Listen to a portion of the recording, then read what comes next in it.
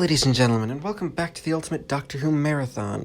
This is the show where I take a look at every classic Doctor Who story, plus a bunch of big finished audio dramas, one episode a day, 7 days a week.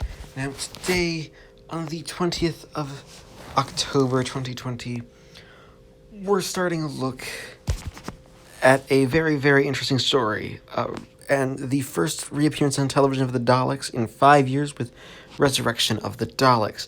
Now, before we begin, because in 2019, YouTube was caught data mining the information of underage users, therefore violating the Children's Online Privacy Protection Act, also known as COPPA, I have to ensure they reached a settlement with the United States government, and where they implemented new policy meant to dodge responsibility and scapegoat creators, meaning I have to ensure that everyone understands that this video is not meant for children.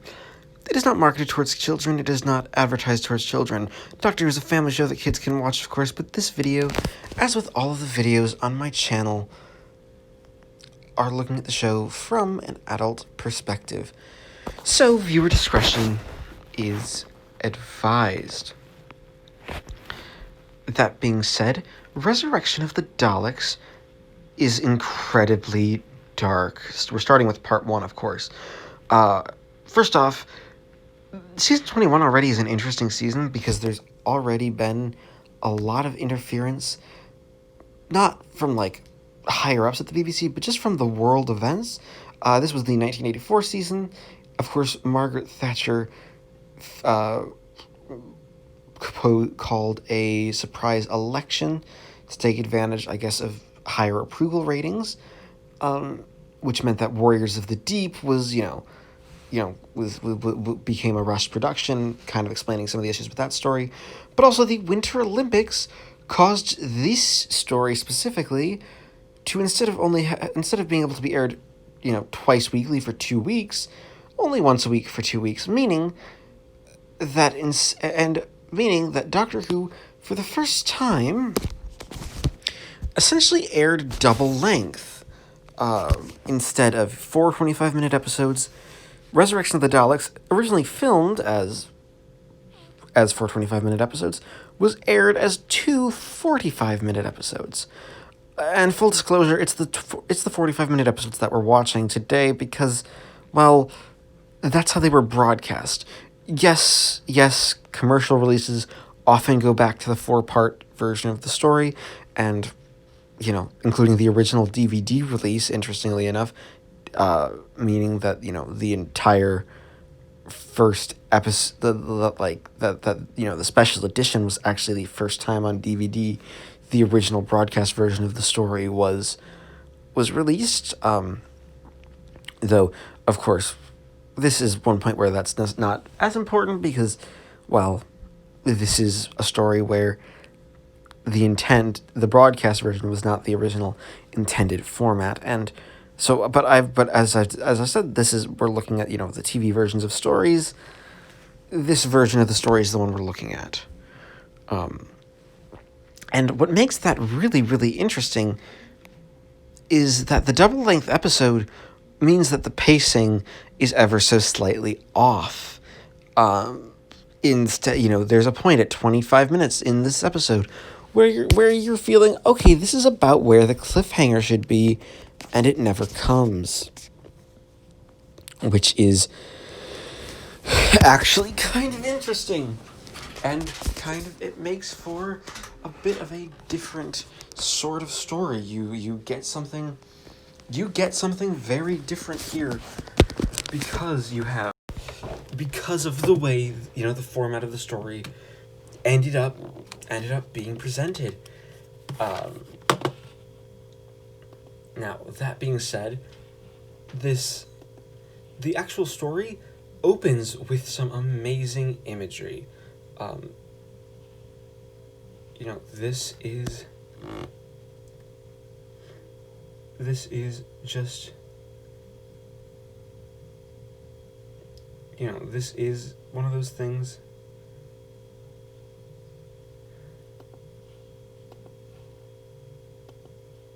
This is one of those stories where the plot really does come to be all basically all about these characters and all about everything that the story can do.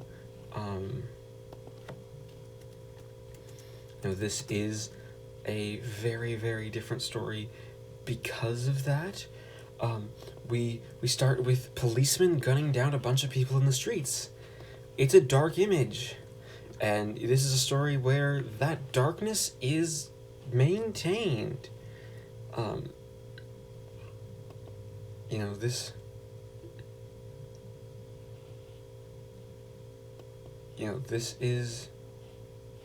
This is something where just about everything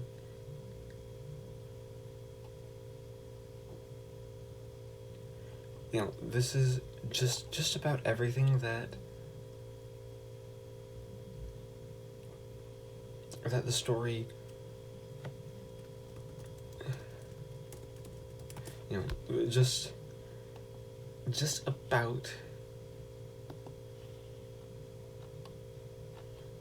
just about everything where you have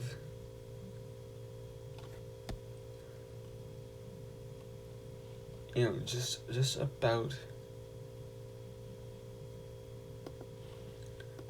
everything that the story can do isn't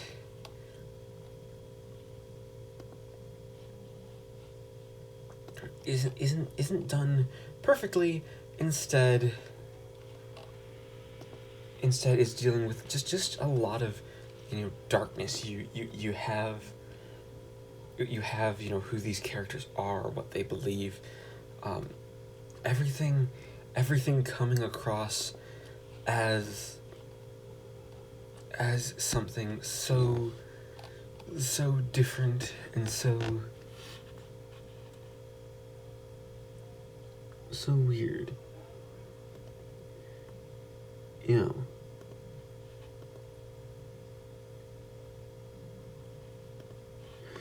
There's, and that's even before the Daleks, right? And you have this essentially a prison ship staffed by a bunch of people transporting Davros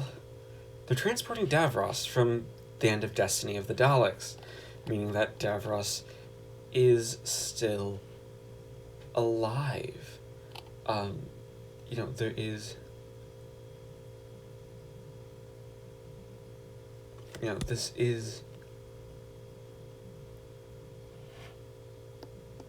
there is something just so very, very different from where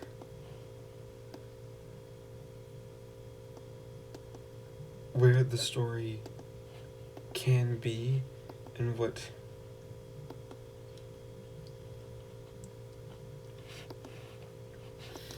what it means with these characters. Like, you have the character of Lytton, who is working for the Daleks, and essentially this disease which is killing people on this prison ship essentially until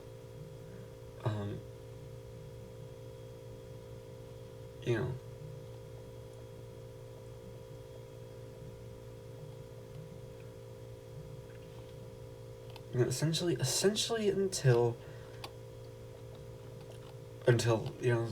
the Daleks show up and get Davros out, and the disease is affecting the Daleks. The Daleks want Davros to be saved, and Davros for this first time is actually played by Terry Malloy, who is just an amazing actor and gives such a good performance as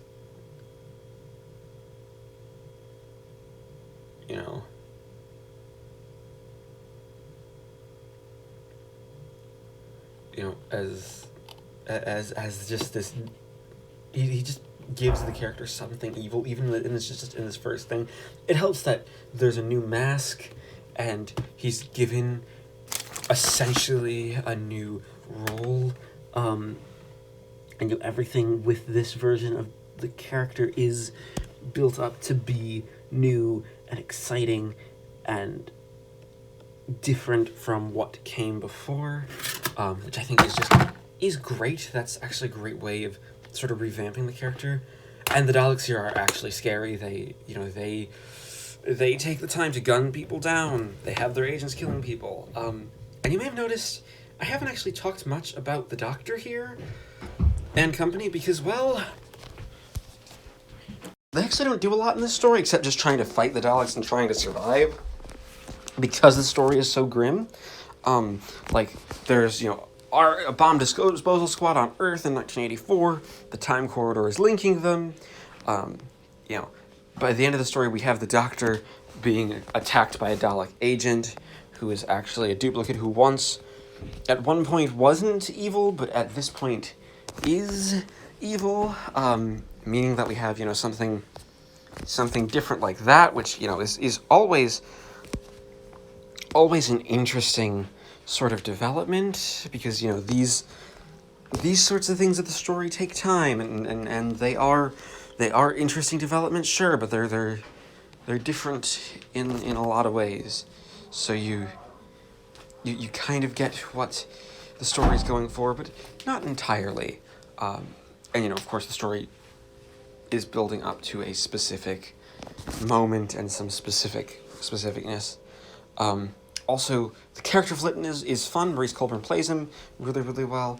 And the direction is by Matthew Robinson, who is a new director to the series and brings his own big flair.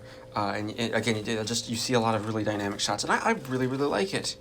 Combine that with just a really good music score, and you really get a good sense of here's what Resurrection of the Daleks Part 1 has to offer. It's not perfect by any means. Again, the pacing is weird. The Doctor doesn't actually do much, like, even in getting involved in the action. He doesn't actually do a lot until much later into the story. But, that being said, this is decent. This is a great episode, so I'm going to give Resurrection of the Daleks Part 1 an 8 out of 10. Okay, it's the still the 20th of October 2020. I just finished watching Part 2 of Resurrection of the Daleks. Again, the second half of the story, not the 4-part edition. This is still a 2-part edition. And I think it's this episode where Resurrection of the Daleks, and specifically Eric Sayward's strengths as a writer, really shine.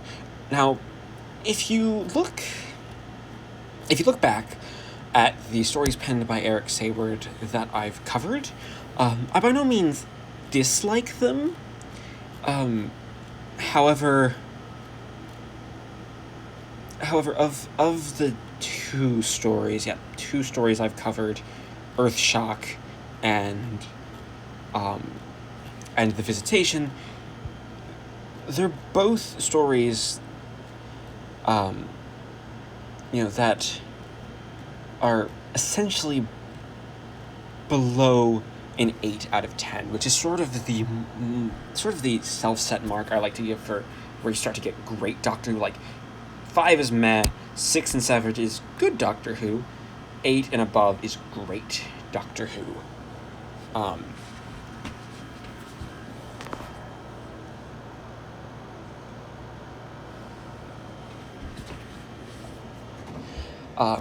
But Resurrection of the Daleks, at least Part 2, is excellent Doctor Who.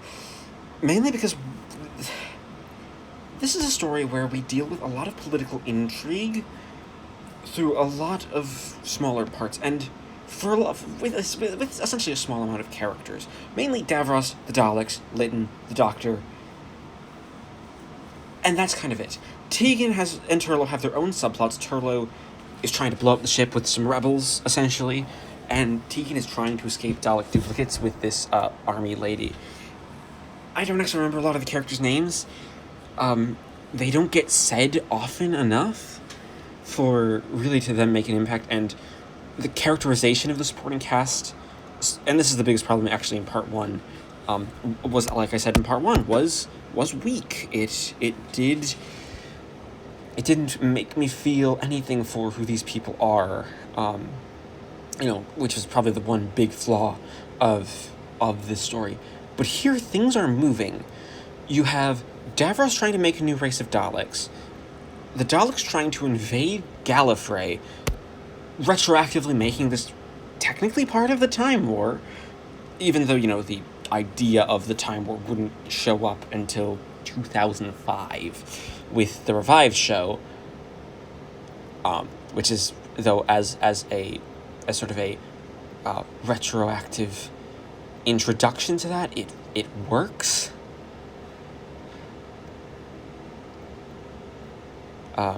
It works really, really well. It is retroactive, but it makes for interesting drama, and it makes for interesting things.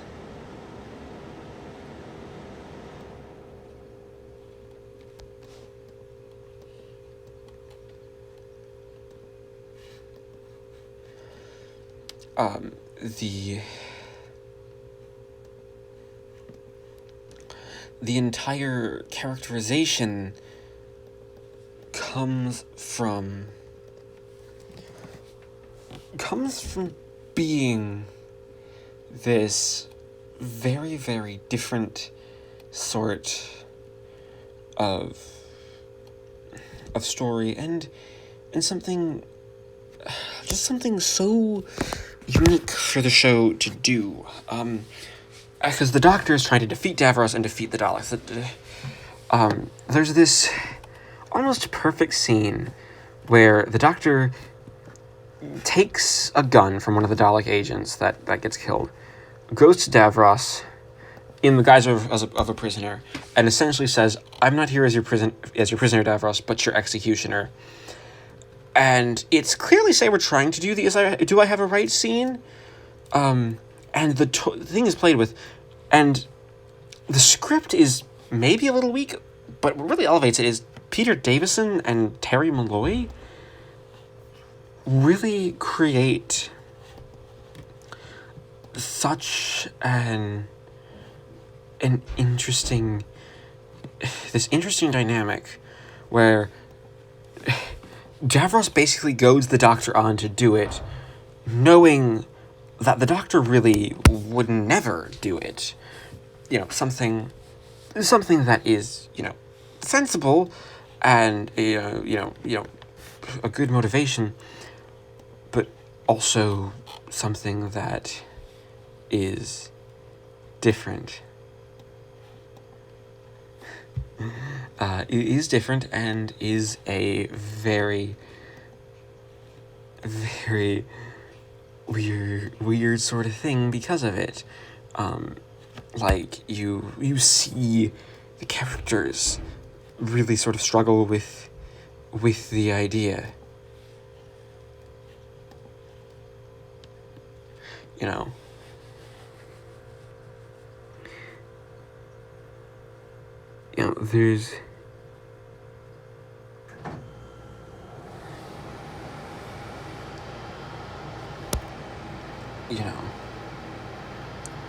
There's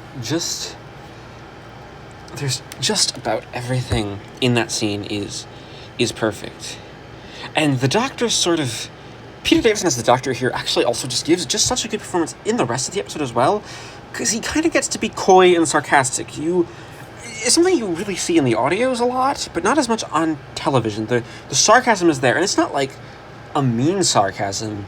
It's very dry and very much, well, I know you can't kill me, so what's the worst that could happen? I'm just gonna, run my mouth until I figure out what's going on, but not really running your mouth to try to anger you. It's measured sarcasm, if that makes any sort of sense. I'll also say the body horror here is great, and Tegan's subplot is so tense. It feels like filler. Like, it should be filler. It really should. But it's not. It really informs Tegan as a character, and it brings Tegan to an end point. Because she does have her end point here. This is the story where Tegan decides to leave for good. This is, well, okay. outside of one story where she returns in Big Finish that we will be covering, that story manages not to actually ruin her exit. It makes her exit better. We'll talk about that story when we get there. But her exit is great. It's that great idea of traveling stopped being enjoyable. So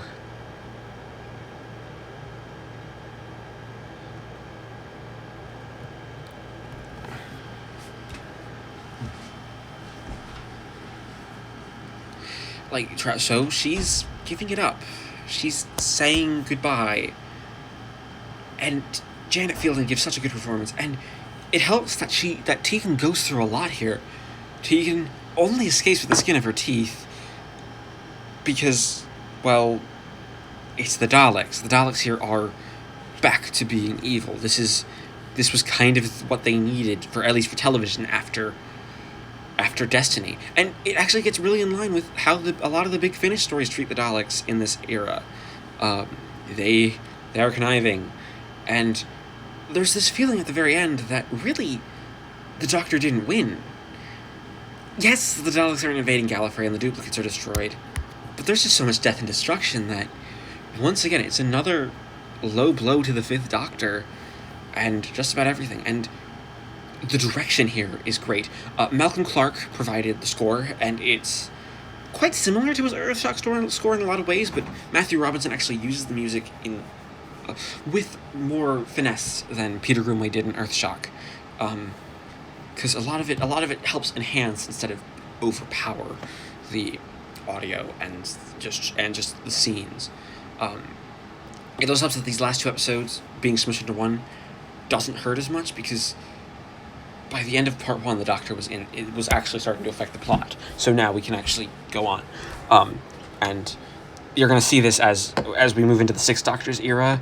You're going to see that as a complaint, because it's a story structure that plagues Colin Baker's era, sadly, in quite a lot of ways. And yeah, you ruin the story structure because of that. This is also a really good story for Turlough, interestingly, because he's a coward, but his cowardice almost saves him. And it's not the only...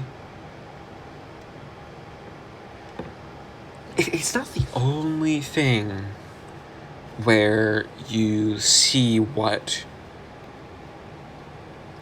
going on, where everything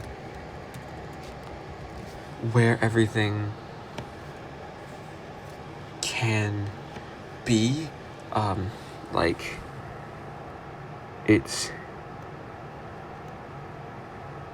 it's a very, very different thing. You have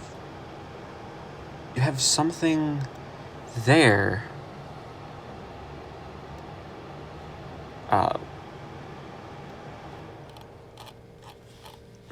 Something there. Something there that really just sort of affects you emotionally, and it helps show that season 21 was a season for the Fifth Doctor that almost got it right. Like, even Warriors of the Deep had some emotional depth to it, and Warriors of the Deep is just bad. The Awakening managed to it. Frontios did.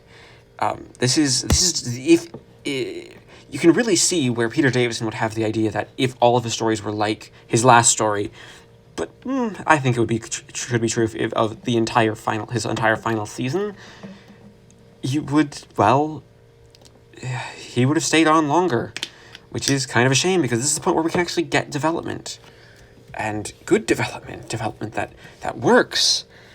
That being said, it does make Resurrection of the Daleks Part 2 grim viewing and great viewing. It's gritty, and it doesn't like to hold back. And, the Daleks dying of this disease in the end, including Davros. Well, Davros dying. Of course, they aren't actually dead, because, the Daleks never die.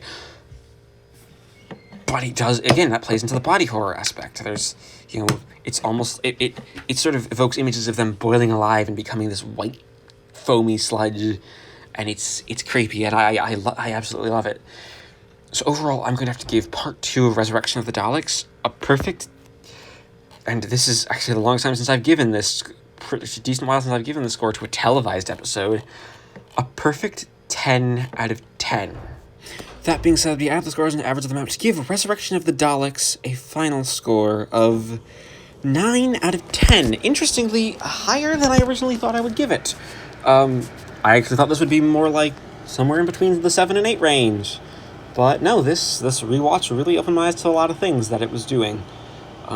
Which is always interesting for the marathon. So, of course, this is the end of the episode. So, as always, please leave a like, comment down below, let me know what you think. Do you agree with me? Do you like Resurrection of the Daleks? Do you not? Subscribe and hit the bell icon so you don't miss whenever I upload. And join me next time when we take a look at an audio drama written by new series author Mark Gatiss, and the second ever Doctor Who audio drama to be released with Phantasmagoria.